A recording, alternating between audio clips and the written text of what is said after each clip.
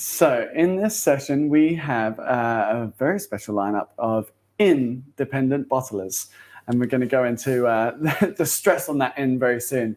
We've got Daniele Biondi from La Maison and Velier, Joshua Singh from SBS, Peter Holland from the Floating Rum Shack and That Boutique Rum Company, and Florent Beuchet from Compagnie Des Indes. So let's welcome them to the stage.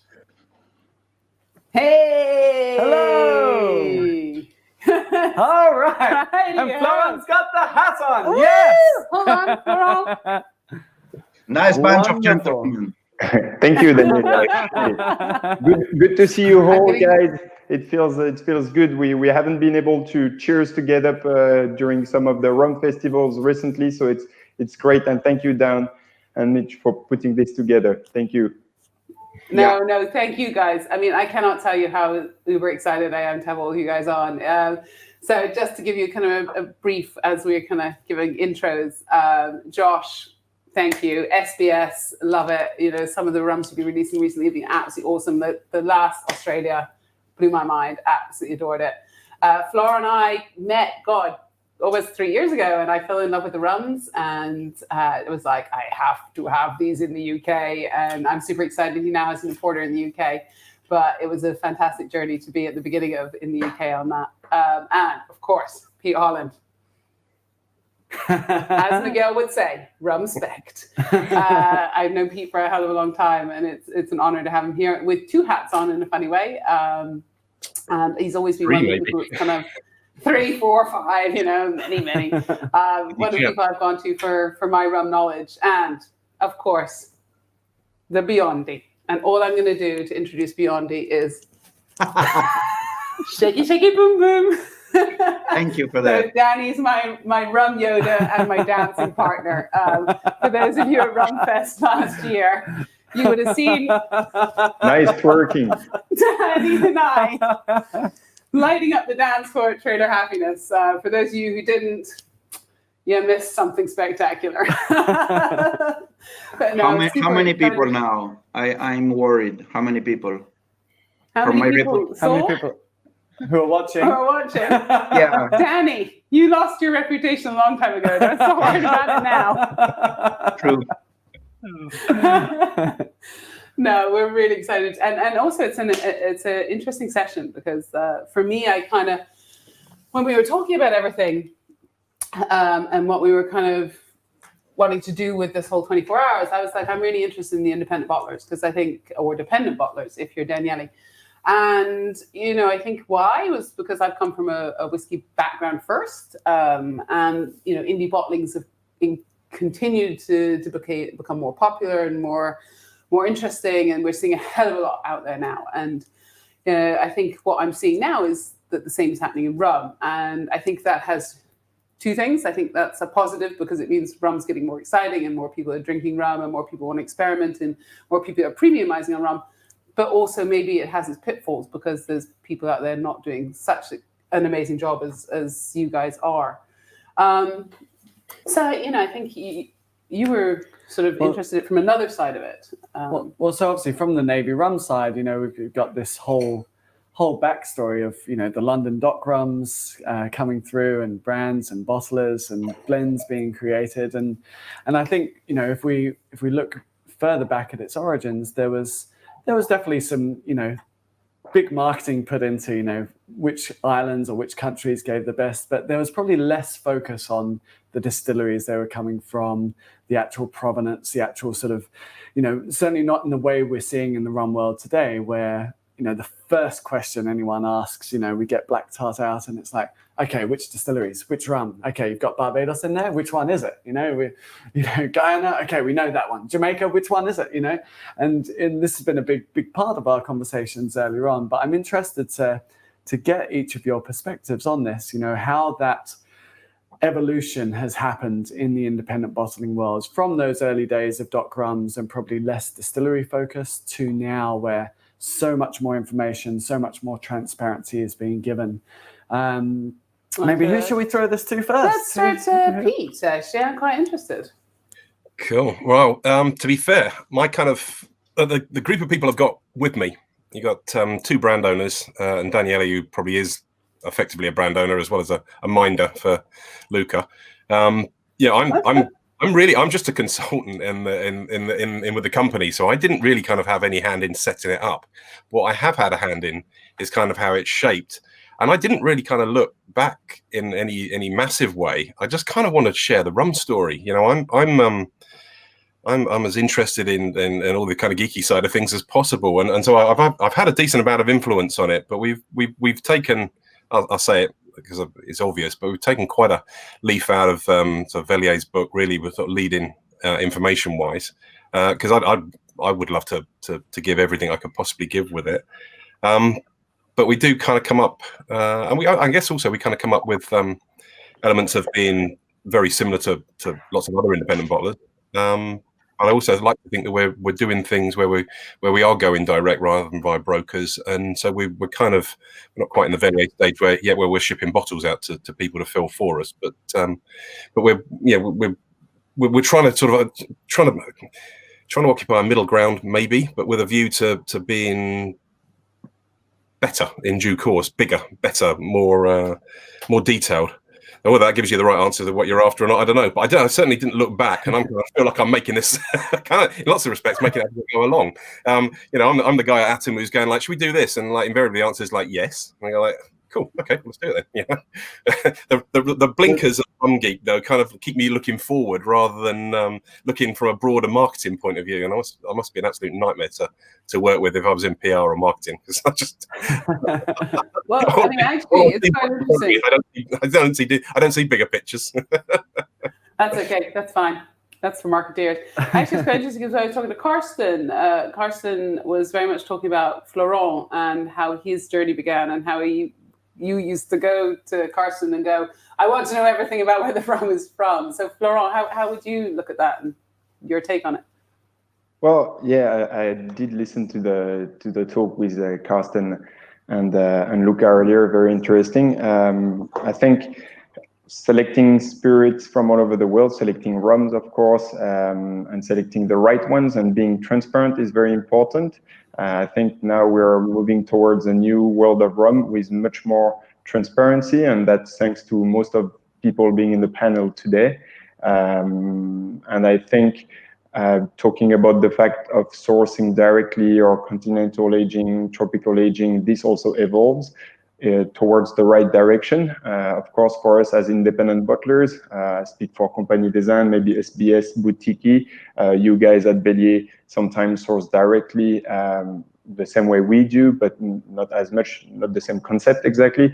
I think it becomes a bit more challenging for us to find new things, but that pushes us towards our boundaries, and we have to fight to find new origins, new distilleries, and show new products and new gems to our consumers and to the rum geeks.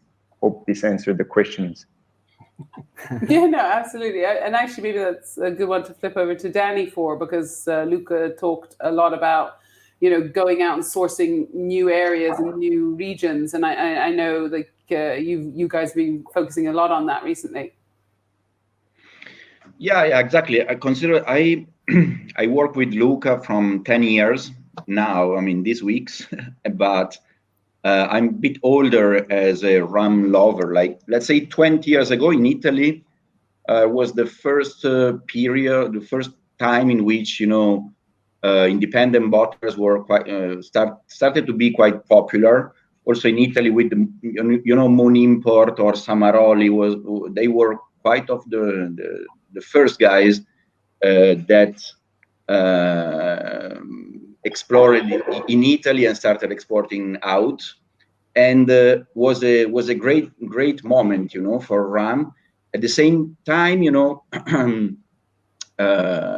what's clear from the very beginning that independent bottlers, since they are here in Europe, so they have a closer vision to the marketing and what the consumer like, they immediately became more appealing for the consumer in some way. Higher proof at that time, most of these rums were 46%, but 46 was already higher than 40. That was basically the 99% of the whole market. And so better packaging, showing the provenance is much bigger, much clearer. And so independent bottlings were the new wave, 15 years ago, let's say. But then the risk of last years was that many new rum lover, new rum, the new audience, new consumers started approaching rum through the independent bottlers, which is good, but without an interest on the distilleries, because no vintage, no high proof, and in the Caribbean 15 years ago or 10 years ago, now it's changed, but at that time, the marketing of the Caribbean distilleries were surely slower than the European bottlers. And so the risk was that there was no interest in the distilleries. Now, I think it's changing, as Florent said, it's changing in the right direction, I think. And so now independent bottlers have a look to the distilleries, and the consumer understand the distilleries also through the independent bottlers. What is important now is to keep this promise, and really give a value to the distilleries and also to the bottler, but the main focus should be the distillery. That's my vision on that. And Josh, what's your position? Well, I think we are talking a lot about distilleries contra independent bottlers, and I think the independent bottlers has really helped basically to pave the way for a lot of the distillery bottlings. If we just look at Velier and what they've done for DDL in the past, if you look at Hampton, at what all the independent bottlers have bottled of various different casks through the years, I think they've really helped to build up the brand to the time when it was, I'd say the market was more ready for an official bottling from the distillery. And they could really go out there with their official bottling and gain a bigger market share because of what the independent bottlers have done in the past. So I definitely think there is still a huge market for the independent bottlers, because we tend to do things a little bit differently than what the official distilleries are doing. One of the things we play a lot with around here is finishing and working with different kinds of wood. This is what really gets us going here. If we use virgin oak, if we use an old sherry cask, play around with different kinds of woods as well. If you look here in the background where my casks are, you can see the different colors in the cask. This is because of both of different aging of the wood. It's because of what they've been used to before. So we really just get to experiment a lot more than it might be possible for a distillery to do. Also because a distillery might be more focused on a generic brand that can be out there always and don't have the time, the energy, or the money to really go into single casks. Single casks is not a big business. It's not that profitable. I think a lot of the people who are online here as well, they do it because they have a genuine interest, and we do it because we have other business that can support us on that. So we get to go and do this and really do all of the geeky things, really. I'm a rum geek myself. I like to consider myself that. And I couldn't be having all the casks I have here without the different parts of my business. So that's very important. Amazing. And I think it's really interesting. We've talked a lot about the GIs in the last few sessions. And for me, it's a question I threw to Karsten. And I said, what's the implications for you guys as bottlers? Like this idea, if you can't put Jamaica on a label, or you couldn't put Barbados on a label, or, how's that going to change what you guys do? Or, is it not about that? It's about, the traceability from the distillery. What is your feeling on that? And how is when the GI is going to help you? Because at the same time, it could boost the reputation of the island, etc. Or maybe have a negative impact. I'll throw it out. I guess we can go in rotation. Pete, back to you. Well, we're lucky. I mean, Atom have a lovely guy, well educated in the spirits world, Richard Legg, who's in compliance. If a rule comes in, we will follow it absolutely 100% to the Richard has had to deal with me on many occasions asking questions. Yeah, I mean, his vision of making sure that we're doing what we need to do, it ties in with me. I mean, I absolutely, I want to give as much of a shout. And I mean, we have, if you know our range, we have a number of secret distilleries, because they're ones where we can't use the name. Boutique Rum follows on from their whiskey bottling, which is what Adam are mainly known for, and it's been running for a long time. And then gin. So they've already faced into this with whiskey bottlings. They know that there's certain names they can't use. And so we just followed the same protocol of sort of like in Brighton. Yeah, and so that's it. So I mean, whiskey is another thing. I think this grain liquid's going to catch on eventually if they keep pushing it. But it's so as far as we're concerned, I mean, like I've spoken to Zan, because I wanted to make sure that I was absolutely myself on the right thing, and he's happy for me to talk about Worthy Park in there. It's just we can't use the name in marketing materials. You know, we can't use it in a written sense, so it's not written on the label. But he's happy for us to do this. And at the moment, I mean, Richard, obviously, I have a very close relationship with Richard Seal, given that I also work for Foursquare here part time as well.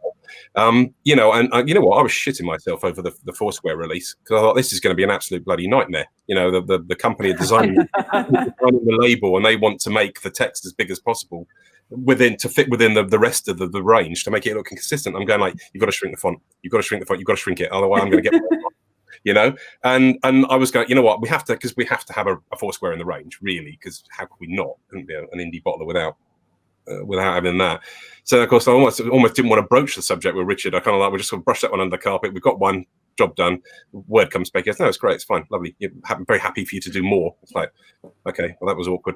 I don't know what I was making it awkward, but we have faced into this. We had the first Money Musk came out, and between the second set of liquid we were no longer able to use the name Money Musk. So Secret Distillery number 3 has appeared. If for those that follow it, but you know, the dogs are consistent because nobody's got any so they're like, the imagery is consistent. But you know, I want to give full credit to the people that make it, because I'm looking at an indie bottler as being someone who can sort of help share the story, and in lots of cases we're offering things that like the main distillery won't. I mean, like Eldorado range doesn't reflect anything of the independent bottlers that come out of DDL. And so I kind of want to shout about it, and it's a good education for me. But you know, if they say we can't use it, all right, we can't use it, we'll find a way around it. I mean, hopefully we can use it like Jamaica or something. But even if it got to the point where if it was 5 years at Worthy Park and 5 years in the UK, it can only be a 5 year. You know, it's like, well, if that's what it's got to be, then that's what it's got to be. We'll find a way of sharing the information, but we have to be respectful. I'm too close to the rum world to not be respectful for it. 100%. Florent, how's it going to affect yourselves? Well, I think there are two things. They're first using the name of a distillery, and then also talking about the mentioning an origin on a label.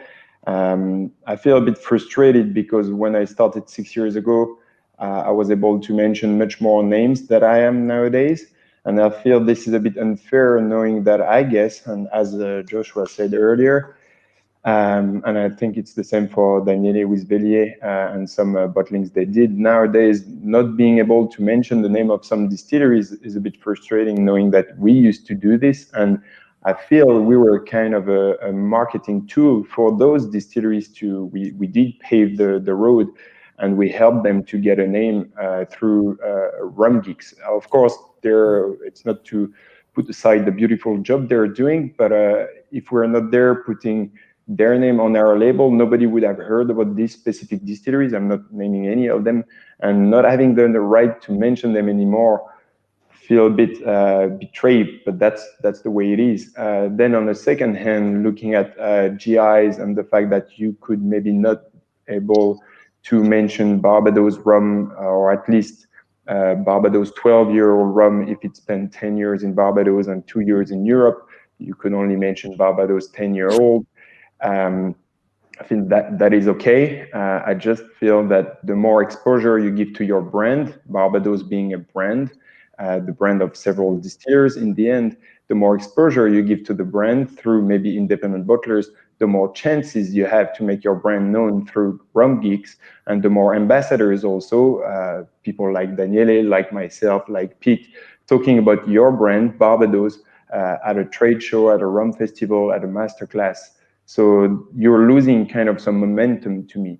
Of course, now there are the social media, all those things, and you maybe not need people like us, but in the end, when you talk face to face to a consumer and you educate people, I feel this is pretty important. So I feel independent bottlers were kind, and I think we're still are kind of some marketers for origins, for distilleries. And I feel sometimes when we've been withdrawn the right of mentioning a name of a distillery or an origin, that's a bit unfair. And to be honest, if I were a distillery owner, I mean, I'm a distillery owner, but not in the rum business, I would definitely allow any people, as long as they send me the final product for me to approve. And if it's okay to my taste, I would approve them to put my name on their bottle, because it's just pure free marketing for my brand. So why not? I think that's super interesting what you say, and I think it's a really valid point. And I think it's about a lot of our industry is about relationships, and it's a lot about having a connection with someone in the distilleries or whatever. And Danny, I'm going to throw this out to you now, because I think the one thing that Velier has is very, very strong connections with the people they work with, so much that you are not independent bottlers, you are dependent bottlers. And can you maybe talk a little bit about that? Yeah, I mean, I consider what Florent said very interesting, and I think it's important to make a distinction if we want to consider marketing, like rum, the awareness of rum in the spirits, or if it's like the how can I say, the right way to understand rum within the category of rums. Because it's important that people pronounce the name of the distilleries and the name of Barbados, as you said, because the general consumer had to understand much better what rum is. But within our category, I have a different opinions. I mean, it's quite clear that the name of the distillery should be shown only if the rum spent the whole life, from the fermentation and distillation, but also the aging, because our vision about this, and so showing the name of the distillery or the country should again involve the whole production, because within the category is important to make distinction of what that Barbados mean into different bottlings.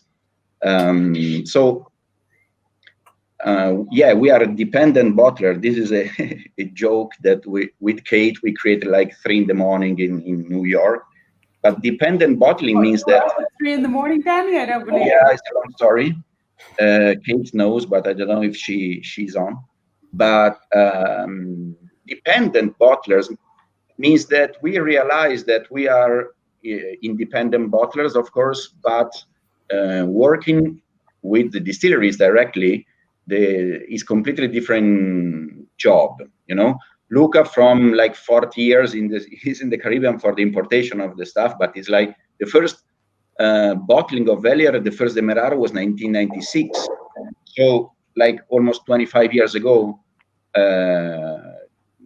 from the very beginning, going to the Caribbean, and was a research.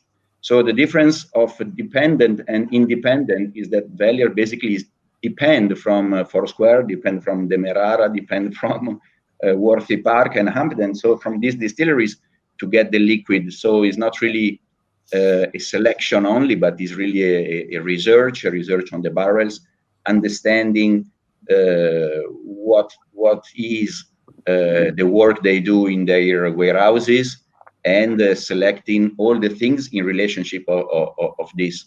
So that's why dependent bottler, just to make an immediate distinction. But actually today Velier is the only company that is totally focused on working directly with distilleries, and that's the reason, as Florent was saying, that's the reason that Velier is allowed now to write the name of the distillery. So the last example was Mount Gay. So the last Habitation Velier is no more is the same liquid, the same stock, but it's no more last word is Mount Gay. Worthy Park also, the first bottling of Habitation Velier were named 4 sites, and then Worthy Park understood what we do, and so they allowed us to write Worthy Park. And so I think that what Luca did over the last, 20 years was to give a sort of awareness to the Caribbean distilleries to emancipate them, to legitimate themselves. And so now they understand that Barbados should be distilled and aged in Barbados. That's why the GI is going in this direction. And also the name of the distillery to be like a co-bottling. What a dependent bottler does basically are co-bottling, are not really independent bottling, because also, as you know, Habitation Velier, all the products are unique things, because the 4 square pot still, for example, longer fermentation for Hampden. So in the aged rums, but also in the white rums, what we want to do is always to offer something that is completely unknown, also for the distiller. So sometimes the producer asked us if we were crazy, to ask them to do these liquids or to select these liquids. And was a process, again, to try to offer to the market something completely new, but completely a co-bottling done with the distilleries. And they also understood this, and that's why now they make the distinction between independent and dependent. Thank you, Danny. And Josh, what do you feel on this one? As kind of someone that's been around for a while and was a whiskey person in the first place. So yeah, well, being a brand owner myself and also a distributor for different brands here in Denmark, I understand completely why the distilleries do not want their name on the bottles. And we actually removed that space on our SBS labels some time ago. So you can't see the distillery. You can only see the country of origin, and you can see the year of distillation. And that was done on purpose. We buy rum both from brokers across the world and directly from distilleries. And a specific distillery I have in mind, I have an agreement with them that whenever they have some interesting casks, interesting rum that does not fit into their blending profile, then they offer it to me and I buy it. And I understand perfectly why they don't want their name on that casks if I bottle it, because it does not show that character and that identity that their brand and their distillery has. So if I start bottling under their name or with their name on the bottle, it might misrepresent the brand or give the consumer and the drinkers of the rum a wrong idea about what that distillery is really about. So I understand it completely. We know all the details by heart. We have everything, all the details about where the rum is coming from, how it's distilled, the fermentation, everything. And if a consumer or one of our clients is genuinely interested in that fact, then we can, of course, disclose it to them and tell them these are the facts. This is where it comes from. But in the end, I don't think that's the important thing. I bottle barrels that I like personally because I think they're good. And I hope people drink them because they're good. And in the end, that is what matters. It's the quality of the rum inside of the bottle. Then it's not that important for me where it comes from. Where was it aged? How old is it? because quality has nothing to do about that. It's about the rum in your glass. It doesn't matter where it comes from, the age, all of that. That's not important. So we can share the information if people are genuinely interested. Otherwise, to me, it doesn't really matter. I think that's a really interesting take, and I think what's fascinating about this sort of whole indie bottler movement is that you guys are good at what you do. You have people that know you in the industry, and I think what I'm worried about is that I'm a buyer. I see a lot of not the good, like every time you guys pass me something by, I'm like, I love it, it's awesome, you guys are amazing. But there are also plenty of others out there which I'm like, it's a dried out something I can't mention on. this is such a big part of that trust of the brand, of taking that step away from the distillery. You learn to trust certain bottlers, you learn to trust certain people and their palates, and you go, okay, well, if Pete Holland's on the label as a cartoon, it's probably going to be a good rum.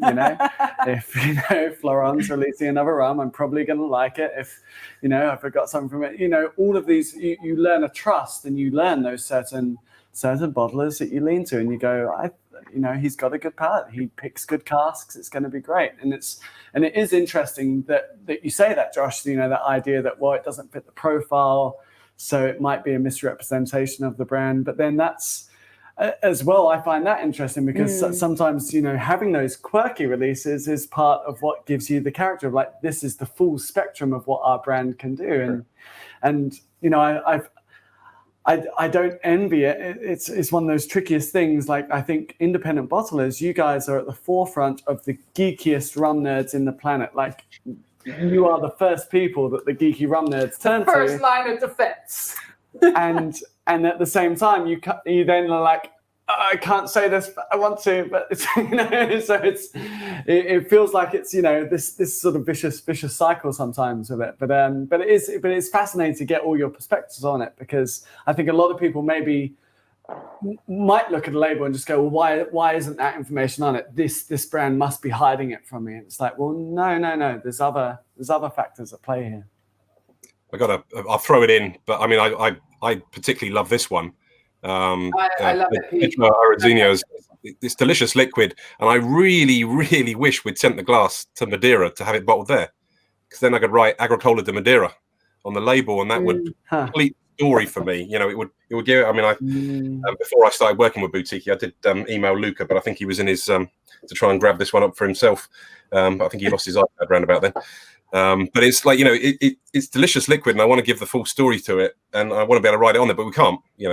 Anyone who knows me knows that I do like Agricole rum, and I particularly like Madeira and Agricole rum as well. So it's a thing where we're fighting, but there is also a balance. I think there's a lot more experience with Velier maybe sending bottles out around the world, and I'm hoping that we'll get to that point and complete the loop, as well.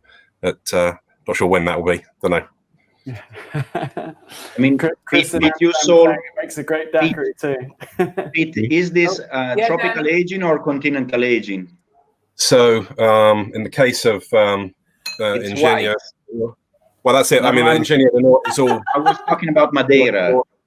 This is all unaged. Exactly, you solved the problem. You started bottling white stuff, and so you solved the problem. But is an interesting thing. Why independent bottler? Why we don't start bottling white stuff? Because this is a good tool to make the consumer understand what is rum, also in relationship of what is gin and vodka and other spirits. So let's bottle white. Let's give awareness to the provenances, to the distilleries. So it's, in this case, is very important, through Boutique Eye and Pete, you and the consumer know and understand much better about Madeira, and through the official brand was pretty difficult, So this is another interesting opportunity for independent bottlers. Go white. I agree with Daniele. Velier has done numerous white bottlings that have been truly amazing. I love white rum myself, not just for cocktails, but just as for sipping. Take the rum bar overproof from Worthy Park. I love to just pour that in a glass and sit with that for half an hour, sipping it while it gets slowly oxidized, and you get more and more flavor. It's amazing. We're doing in SBS as well. I've planned numerous releases for the fall where we're doing an experiment to bring in the SBS drinkers even closer. So I'm going to do 4 boxes with one specific distillery, one specific mark, where we're going to give people 20 centiliters of the white rum, then 20 centiliters from a sherry cask, 20 centiliters from virgin oak, 20 centiliters from oak cask, basically to give people the opportunity to directly come into the warehouse with me and try some of the experiments we're doing with white rum here.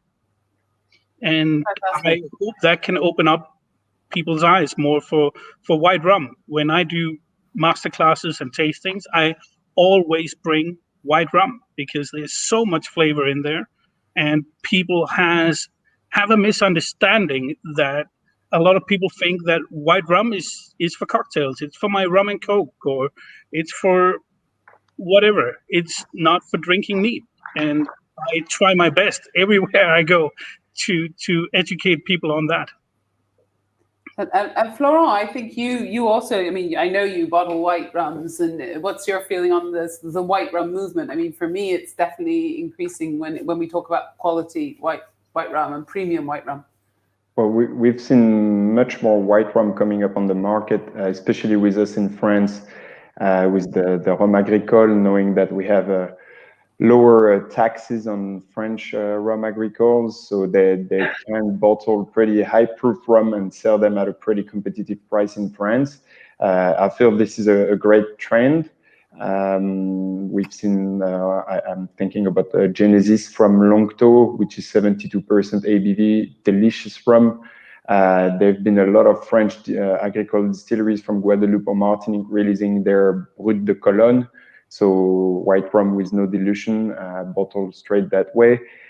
It is definitely a trend. For my brand, I feel there are a lot of people doing it very well. I feel distilleries do it pretty well, and I didn't feel the need to do it, especially that I prefer aged rum, even though I think some white rums are pretty delicious. But to me, well, that's the beauty between rum and whiskey, and that might be actually one of the bad things for rum, is that rum could be called rum straight from the out of the still, whereas whiskey has to be aged minimum 3 years.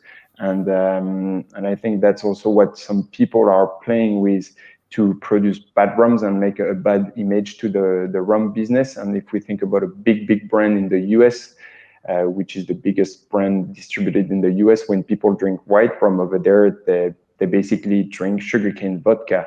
So I think the white rum road is a very good idea to make people reconsider drinking rum neat, white rum neat, and also to make cocktails with it, but with a rum which really has some flavor and brings something to a cocktail, instead of just mixing rum which has no flavor to a cocktail and create no great balance. You touched on an interesting point there, Florent, how rum is fine to be called rum even when it's unaged. But one of our commenters from Australia, Daniel Monk, pointed out that in Australia, rum is not rum until it's 2 years old, and so they have a vast shortage of white rum. They can't even import, they can't even have Ray and Nephew there, which is one of these odd things where it's like the local rules actually, imagine saying to someone, oh, well, this Ray and Nephew isn't proper rum, because that's what we say. I can flip it over to the Scotch industry. In the UK, we're not allowed to sell American whiskey if it's under 2 years old, under 3 years old. So, and I've had to reject a lot of whiskeys, American whiskeys, because of that. But I think there's, sorry, Don. I think there is a parallel to make between when we were talking earlier about the GIs. and the fact that Danielle talked about this idea of a rum not being called a rum in Australia if it's not under 2 years old. It shows you how a rum market, if it has a GI, or depending on the way people rule their what should be called rum in their market, in their country, how you could be missing some markets. Because, for example, white rum from Australia doesn't exist, so we will never see a white rum from Australia. So you're actually cutting some potential sales from your distillers in your country. So I think, talking back to the GI problem, I think it has a good point and a bad point at the same time. And it is the work of people creating the GI to balance it well so that it doesn't impact in a bad way their distilleries. Mm-hmm. No, really, really interesting point actually, and this is the whole GI is, of course, is going to come up all the way through all these talks because that's what's hot right now and what's important to a lot of people, and I get it, and I think it's really interesting. And actually, with Carsten, we were talking a lot about blends, and I'd kind of like to kind of revisit that with you guys, and how important do you think blends are? What's in a blend? Is it the way we bring people into the industry? Is it something that's more cocktails? Where do you see the future of blends, and how important are they for yourselves? Pete, do you want to take that? You're going in order. I mean, very fair. Well, I mean, I wasn't when I started with that. Say 30 seconds, which is normally. So Danny normally texts me saying, "I need 30 seconds, Dawn," and I haven't had Italian 30 seconds. I got very good last time. It was 30 seconds. We had when I started with Atom, it was all going to be about the liquid, and it was like, so yeah, Pete, you're our kind of taster. If you think it's good, that's okay. And then not long after I started there, they said, well, actually, no, we want to do some blends, and can you just sort that out, please? And there wasn't, and it didn't come with any instruction either, or price point, or anything really. So all I could do is, like I do with all the other liquid. You'll see we have a few white rums in there. It's because I love white rum. It's like this is what real rum is. The taste from the still is everything to me. But it's then so we sort of got to come up with some blends. I mean, Whiskey Exchange list signature blend number 1. We got round. Yeah, the guys just sort of left us to it and said, go come up with something. So I got to spend some very pleasant time with Carsten. I didn't spend 2 years putting it together. It's more like 2 months. And then and I certainly didn't want to bother trying to balance out seven points of origin. Sorry, Jim. That just sounds like a mindfuck waiting to happen. So we had to have something out there, but they wanted something that would allow the story of rum, boutique rum, to kind of be talked about differently, because this was very much a bar kind of audience. So we come up with it's not listed as a white or a gold or a dark for that matter. It's kind of like, we don't write that on the bottle because that's bollocks. But we write on there, it's a blend. We write on 2 points of origin. I create a story about how I would use it, and then kind of hopefully people will pick it up and run with it. It's not, I think they're both delicious, but equally it doesn't matter to me. Ultimately matter whether I think it's delicious, and the important part is that loads of people buy it. That's the really important part, to actually need to be kind of a bit more generally accepted. So it's kind of we're all in different points on the we're all in different points of a rum journey, I think. I mean, we're all kind of fairly advanced on it. My journey's 12 years kind of thing, but other people, especially this lockdown, I can tell there's a whole bunch of people that have just literally getting into rum, and so their story starts now, which is a fantastic time to start, because the wealth of information that's out there now in comparison to what was 10 years ago, it's just world. A year ago. Well, exactly, yeah, and people's palates are in different positions, and I kind of I really want everyone to try all the rums, because it's only what you like, and if you can then couple that with information, then that's great. But we need to find something that I look, when I'm doing tastings, I put like Isan or something in someone's glass, and they're looking at me, and they've got that pained expression on their face because they don't want to tell me they don't like it, but they're not ready for it yet. It's written all over their face, and they're sort of like wincing. Like, it's all right, it's fine. You can say you don't like it. It's all right. probably you'll get there. You know, you just It's like when you give Mitch whiskey. But blending does kind of help open things up. You know, I think the one that's the most navy that we've got, the one I've been sipping today is Guyana and Jamaica. It's rich and it's got a nice love funk to it, and and the ABV is not scary or challenging, and it's just a very tasty blend that we couldn't have done anywhere else other than with Beuchet, I don't think. I mean, we could have got lucky and perhaps buying it up, but it just the blend made it worthwhile. So it's a different story and a different price point as well, because not everyone can afford to spend €200 on a bottle of rum. I can't anyway. Let's put it that way. Florent, what about you? Well, blending, coming from a winemaking background and a winemaking family, of course, blending made a sense to me. Based in Burgundy, we do not blend grapes because white wines are made out of Chardonnay 99% of the time, and red wines are made out of Pinot Noir. But if you talk about Languedoc or Côte d'Ivoire, or even the Bordeaux blend, we know that blending can bring something to a final product, and I feel blending in the rum or in the spirit world helps. It helps to balance a product when you have an idea in mind of what you want to reach in terms of flavors to offer to your consumer. You start with, let's say, you want something smooth, but with a powerful finish and quite some character in the middle mouth. Well, then you'll go with something from Barbados because Bajan rums are pretty strong. And if you want this spicy finish, maybe you'll add a touch of Guyanese rum, Demerara rums. So I feel blending is a great technique. It's a very old technique. We're not inventing anything as independent bottlers. It's just that in the blending world, there are people producing huge quantities of spirit, of rum, and the blend is very homogeneous from one production to the other. Whereas if you look at smaller independent bottlers or dependent bottlers, then you are more likely to find a small difference from one vintage to another one, or from one batch to another one.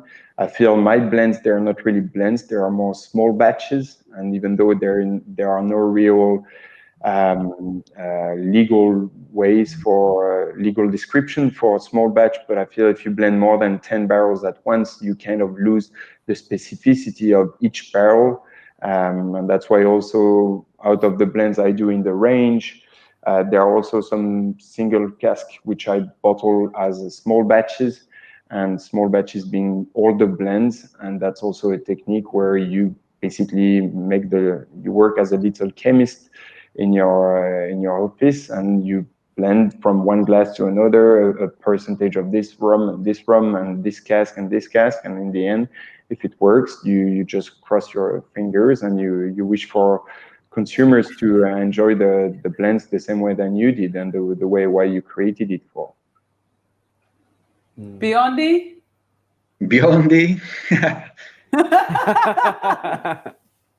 Well, I love blends because if you love spirits, wine, and everything, you love blends. It's normal. As Florent say, we don't invent anything if we start talking about blends.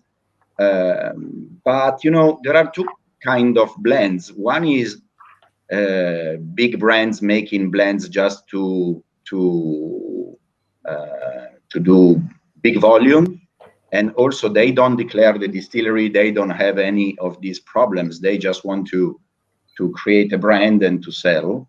And then there are I don't know, a lot of examples. And then there are companies like in whiskey, Compass Box, to make an example. And any independent bottler in rum can do the same, and can create blends with the name Compass Box or whatever is your name, and create a super high level blends, as Pete was saying, and is basically what we do if we do blends. The point is that what we do is a small niche, okay, in the big market. So again, it's important to understand if we are talking about rum in general or our small niche, and to understand who we are, okay. But in general, it's obvious that blends are a possible future for many reasons. Not there is no more. It's no more possible to show the distilleries, for example, or GIs will arrive, and so I think that what independent bottlers can start exploring is blending, and this can give like we drink liquids, guys, but the big market sometimes drink more the concept of the brands, behind. So what an independent bottler can do is to blend, to create an interesting story about the liquid, even maybe not mentioning the distillery, but the origin of the liquid and the heritage of the liquids, and also the work of the blender in the lab. Okay, this has I think strong concept and can also drive volumes. So it's very interesting. It's important to choose the right liquids and to create a brand that is like Compass Box, that is super interesting and appealing for the market. The difficulty of doing this is that you, independent bottler, have to stop, to do a certain job that is focused on let's say on the heritage of the distillery that you select and the rum that you select, and you have to become a brand creator, a brand owner, a brand builder. But it's nothing new. As Luca said, like in his session, the blend was the past, and that's why it can be the future. And so the bottler, like he said lemon heart, but there was millions, of blenders creating their own brand without showing any distilleries and playing in another language. Okay, like Compass Box. Everybody loves Compass Box, but he's not. Has his own identity as Compass Box. Okay, not the distilleries behind. Yeah, and I think Luca made that sort of really clear when he was talking. He was like, you need to build a brand, not necessarily rely on the distilleries behind. And I agree, there's an amazing... It's much more difficult. It's another job. It's doing the job of somebody else, learning from, the market, learning from the past. There are many examples. And it's something that can be done. And also you can play with your brand. So you can play much more. It's more flexible. You can do your personal creations because it's your brand. Yeah, absolutely. Josh, what do you think about blending?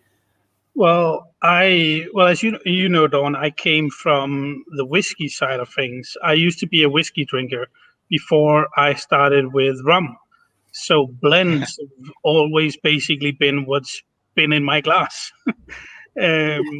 I did buy single casks. I did buy shares of single casks and single malts, but the blends were always the go-to, the one you could have on an everyday basis, where you might have saved the single casks or the single malts for special occasions back then.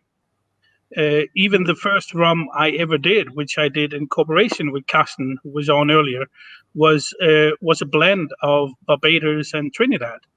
And a blend for me today is still important. The rum that I drink the most of today myself are still blends. I drink a lot of single cask bottlings of my own, also from various other independent bottlers, to try new things and to get something special, unique, and sometimes something out of the ordinary.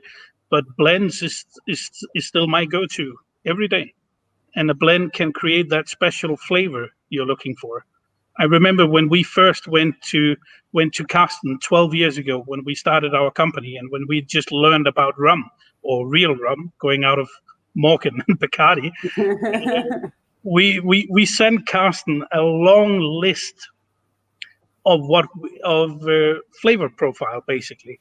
Oh, we wanted to have notes of that and an aroma like that, and all kinds of different notes. And Carsten sent us back 20 different samples. for us to try. And eventually we picked one out, which was a blend. And blend has that force that you can create something that a client is looking for, or that the consumer is looking for, where a single distillery might stick to their specific profile. Then the blending gives you so much more options, so much more elements to play around with, basically. It's really interesting. I've been talking to a lot of distillers over the past, since lockdown. I think I've been talking to everyone. I feel like I've been talking to everyone. Still talking to everyone. And one thing that was really interesting is, I think it was Patrick Zwiedam said to me, he turned around and he goes, to do a single cask, super easy. I just go in my warehouse and I pick the cask I like. To make a blend, tricky. That takes skill. And, if you look at all the blended products around the world, and Florent, you're 100% right. I mean, I go back to wine every time. It's my home territory and what I know and what I love. Wine blends were created to even out vintage variation and champagne. I mean, we're drinking champagne because we love champagne, but, it was done to create consistency and create a style. And the consumer, at the end of the day, the consumer that's just coming into a product is very brand driven. So those brands become their way of interpreting the world of rum, which I think can be complicated and complex. We've been dealing with this subject all the way through the day. Is that, how do you talk to the customer? How do you get the customer to understand what's in your bottle? And I think possibly for an independent bottler, if you're looking at the non-geek level, and we took it down to the kind of the person that likes liquid, how do you talk to them? How do you tell them what's in the bottle? How do you tell them the flavor without someone like me or Mitch or, like someone putting on a website or what have you? How do you speak to them, especially from an independent bottler side? I'll share. Let me share this, because this is something that kind of like has a lot of resonance for me, but I think it's the perfect example of a brand that actually doesn't tell, I'm terrible at repositioning it, but it doesn't tell you anything like in terms of where it come from. But like Smith & Cross, like you'll go, as soon as you wave that out, bartenders across London and across the world are going like, "Ooh, exciting," and there's nothing extra on it. It's just literally a name. It's a thing. So I think it's very possible to build a brand that has lots of evocative kind of vibes to it, and lots of love for it, without really giving much away other than 2 blending marks. So I think there's the skill of the story and the kind of mystique. I think probably the mystique in that one was probably actually the fact they didn't tell. It doesn't give all the whole story with it, and there's lots of misinformation I think out there about it. But the Smith & Cross, it's a super funky liquid that everybody loves, and is also it's a good example of what I was saying, like a big brand. I mean, it's not so big, but let's say a brand that promote himself also with an affordable price and a funky identity. I think the Dawn question was also on the higher level. So in our target, that is like a much higher price, and our audience is the audience of independent, bottlings in terms of single cask and limited editions that everybody love. And that's why I said Compass Box, because it's an example of blend. What they did at the very beginning, they I remember like a Whisky Live 2010 maybe, in which they had a stand with big demijohn, many, and they invited the people to do the blend and to discover John that was there, of course. And so they did it focusing on the blending sessions and the blending technique and the art of blending. And so again, they put 2 things on the table. One is the good liquid, and one is the magic, creations of the master blender. So this is, I think, an opportunity for ourselves in blends. Thanks, Danny. I love it. Danny's like, do I stop? That's the first time Danny's been, there's nothing else to say. What's going on? So it's a great question here from Henry. If you're new to rum, would you start with trying the independent rums in order to get to know the distilleries or the countries first and foremost? Both. Try everything. Try all the rum. Yeah.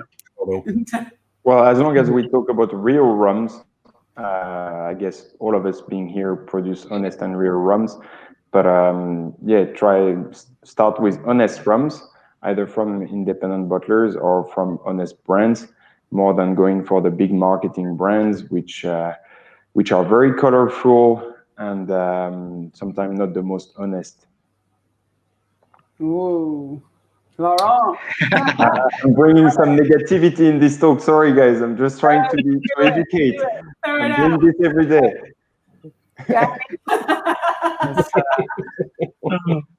No, well, in my answer is not. So go to independent bottlers and to discover vintage single cask after, because I'm proud and I'm happy that I started with also cheap stuff and pizza and Pampero, which is a Diageo stuff here in Italy, and then better rum from distilleries and then independent bottlings. But it's because you understand what is an independent bottler,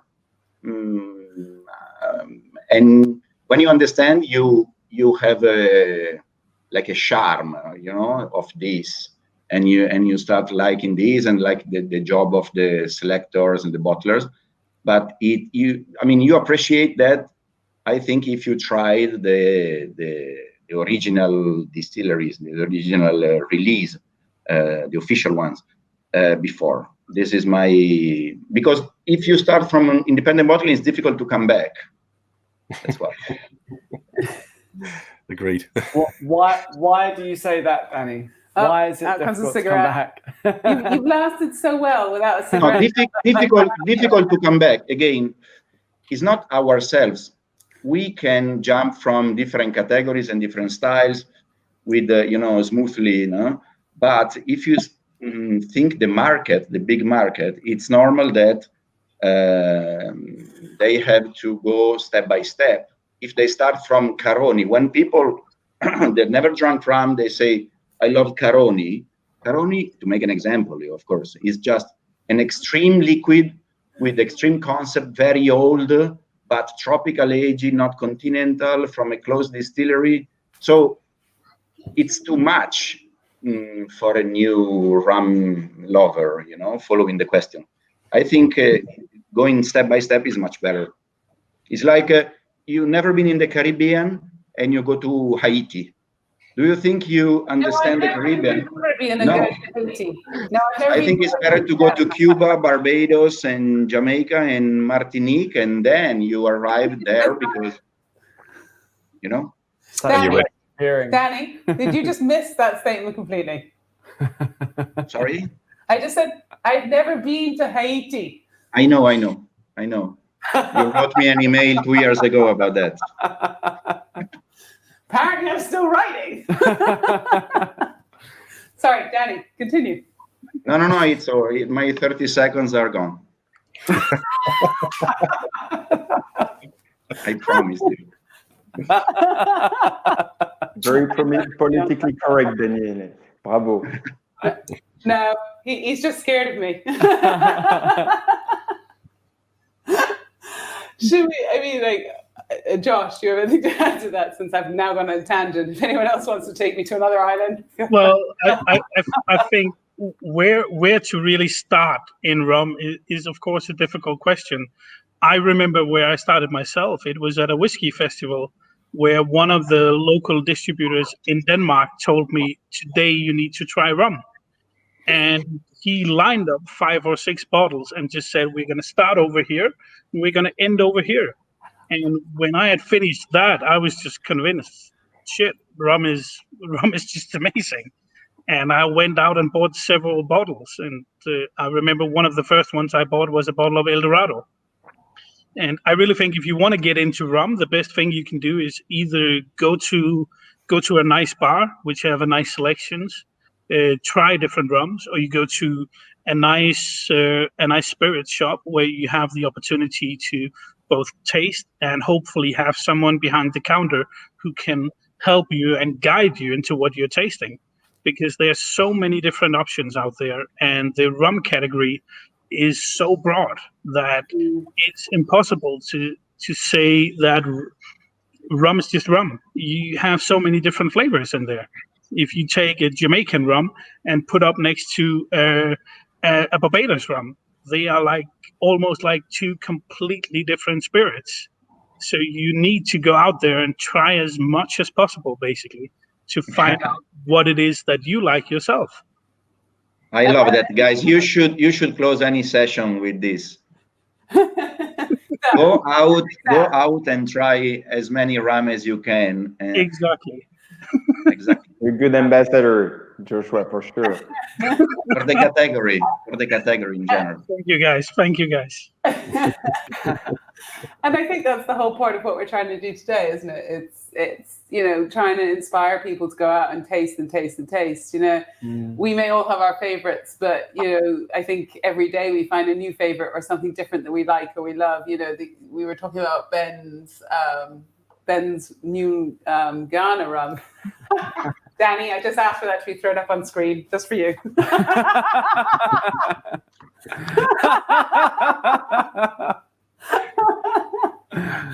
And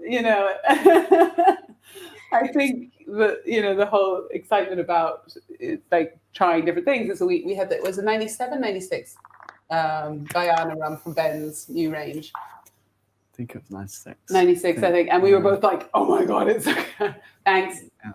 I'm trying to read what Florent's written. Hold on, I need my glasses. Drink responsibly. You forget, drink everyday rum, sure, but drink responsibly. Sorry, drink responsibly. Yes. That's France. That's what Mitch and I do every day, drink responsibly. That's the underlying message of our 24-hour rum session. So can we throw that up as a comment, please? Drinkaware.com. I don't think we've actually done that today. Probably should. Thanks, Florent, for keeping us on the straight and narrow. Florent's done it now. It's good. We're good for the next 6 hours.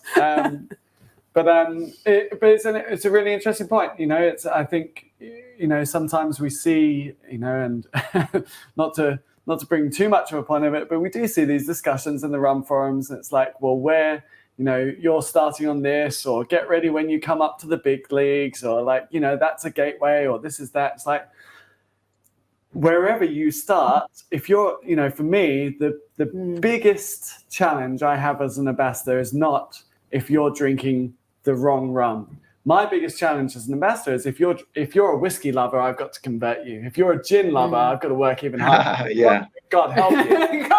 I get it. But if you're already in the rum camp, now I don't care what rum you're drinking. If you're drinking a rum, now I can always get you onto a better rum.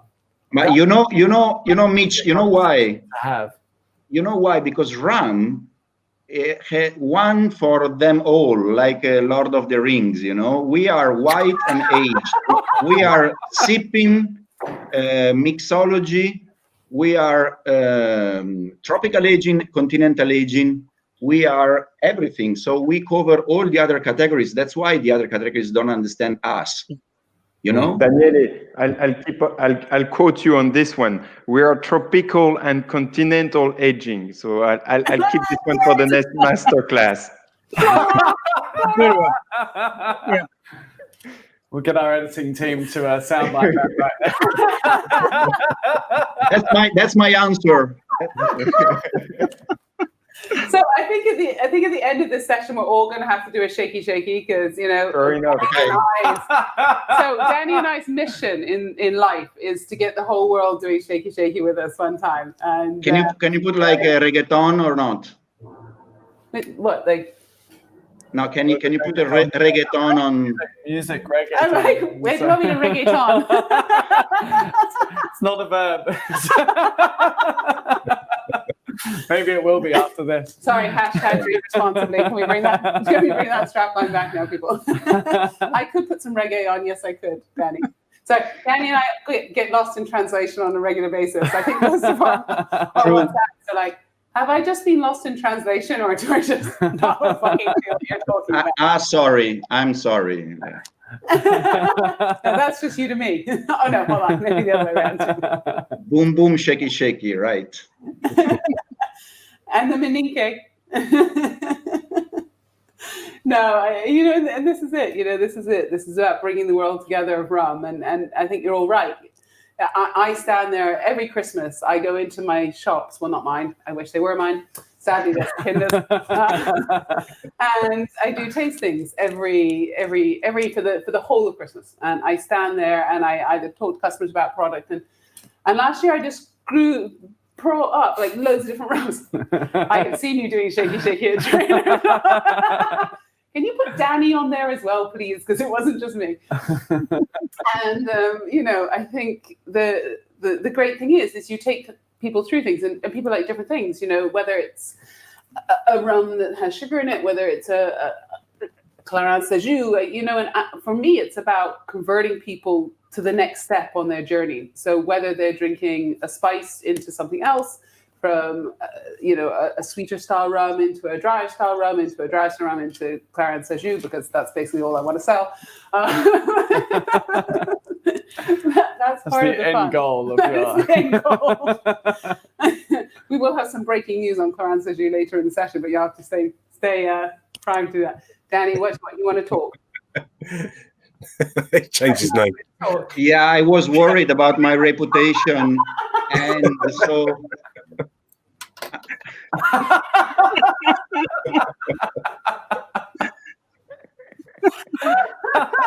They'll never know.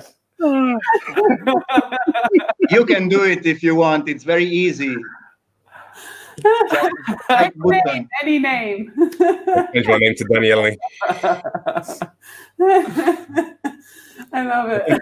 We're kind of lucky. I think the places we've got we've had some good mentors along the way. I mean, I kind of like my mentor's been Trailer Happiness, and I've tried a lot of wonderful rum there. Everyone that's been associated with it has been like an enthusiast, and that enthusiasm rubs off. And you can see like the group of people here, we care about our category. We're the comment spoken like a true retailer as far as like sweet rum's concerned. We only really want people to be interested in like authentic and dry, but we want people to try it. If they don't try it, they'll never know, will they? And and Daniele's point about that, we've got the most complex rum category out there. The spirits category. Sorry, it takes a lot of understanding. It's not straightforward. It takes time to understand.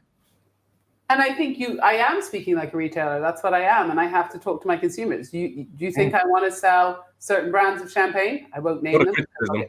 We have to we have to get everyone. Yeah, they're not what I drink, but I respect my customers, and I have to work for the customer. And if I ignored a whole category, then I wouldn't be doing my customers the service. But my job as a rum lover is to take them in a different direction. And that's the jewel part of my job. And that's the jewel part of all our jobs. Yeah. Respect everyone and then bring everything forward. I think that's the only way we're going to move the rum category forward, is with positive action, not negative action. Yeah. I don't mind admitting I've drunk lots of Captain Morgan Spice many, many moons ago. Far more than I'd like to admit. But, I've been there, done it, hold my hands up. Really, it's... Well, where you start is not the problem; it's where you finish. Yes. So let's say your first rum, I say, was Pampero, that Diageo stuff. I don't know if you have in the market, and so I did like gallons and gallons of these before going ahead. What about you guys? Mount Gay Eclipse, to be fair. Mount Gay Eclipse is a good.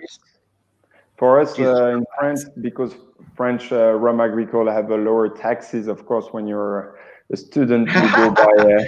When you have only €5 in your pocket, you go national. You go national. Well, of course, you go with Charette or Old Nick, which are some very cheap rum agricole brands in supermarkets in France, and those are nice, actually, agricole style. I mean, a bit sometimes dirty, but they do the job. And then for Tiponche, that's fine. I like dirty rum. Well, to be fair, when I tried real rum at that whiskey festival so many years ago, it was after 8 hours of drinking whiskey. I was drunk. I don't remember those 5 or 6 bottles that the distributor put up in front of me. I have no idea what it was. And the first memory of buying a bottle, I think it was Eldorado 12, but I'm not sure.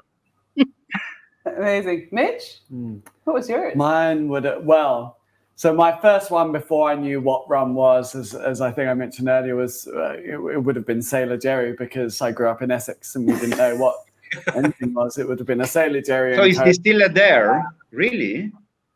So he's produced there. You know, We know it.